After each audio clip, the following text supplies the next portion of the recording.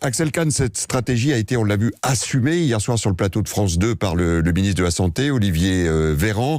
On sent que les autorités sont très anxieuses, prudentes vis-à-vis de ce que serait une grande réticence française, spécifiquement française, à la vaccination.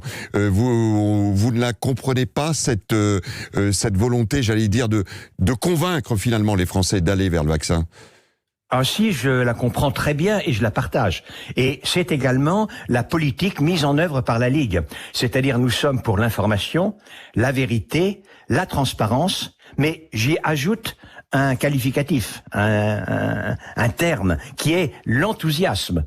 La Ligue est avec enthousiasme pour que notre population qui est menacée puisse bénéficier de cette avance importante qu'est le vaccin. Moi, je vais vous dire, Monsieur Claus, des fois quand j'entends la communication sur tous les dangers possibles du vaccin, alors les précautions, là où on peut déclarer les effets indésirables, le fait qu'on est prêt à arrêter la vaccination, les 100 personnes qui ont été vaccinées, alors qu'il y a déjà plus de 5 millions de personnes vaccinées, je comprends pas. Et alors même que je suis, moi-même, je l'ai déclaré, décidé à me faire vacciner le plus tôt possible, je me prends à douter. Honnêtement, c'est pas possible. Alors quand vous parlez, Axel Kahn, de communication, vous évoquez la communication du gouvernement, vous évoquez une pression médiatique, une trop grande porte ouverte aujourd'hui aux vaccino-sceptiques. Non, c'est pas tellement cela. C'est un problème de stratégie de communication, vraiment. Donc, les vaccino-sceptiques, on n'y peut rien. Il y a, on le sait en France, hein, et nous, dans notre lutte contre le cancer, nous le rencontrons, puisque il y a des vaccinations anticancéreuses contre le papillomavirus.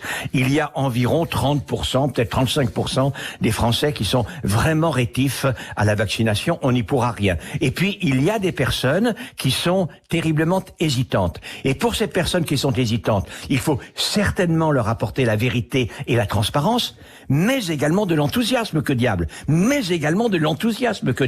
Et ça n'est pas en avançant un tout petit pas qu'on arrivera à les convaincre. Au contraire, on va les convaincre que, en effet, si on va si lentement, c'est qu'on n'est pas sûr de soi et qu'il y a un danger. Je crois que c'est une très importante erreur stratégique de communication. Après, il y a une spécificité française, c'est cette demande du consentement. Vous avez peut-être entendu le reportage dans le journal de 8h en Israël. C'est 2 questions, vacciner en 2 minutes et résultat des courses. Effectivement, ils ont vacciné environ 500 000 personnes déjà en 10 jours. Ce consentement français est quand même quelque chose qui tient compte d'une forme de spécificité française. Non, il est normal de demander le consentement, mais je suis, comme vous savez, je suis resté 12 ans au Comité consultatif national d'éthique et je suis dans les instances d'éthique depuis 30-35 ans. Donc c'est vraiment un point. Mon prochain livre s'appelle « Et le bien dans tout ça ». Donc c'est vraiment profondément ma culture et le consentement est au centre de ma réflexion.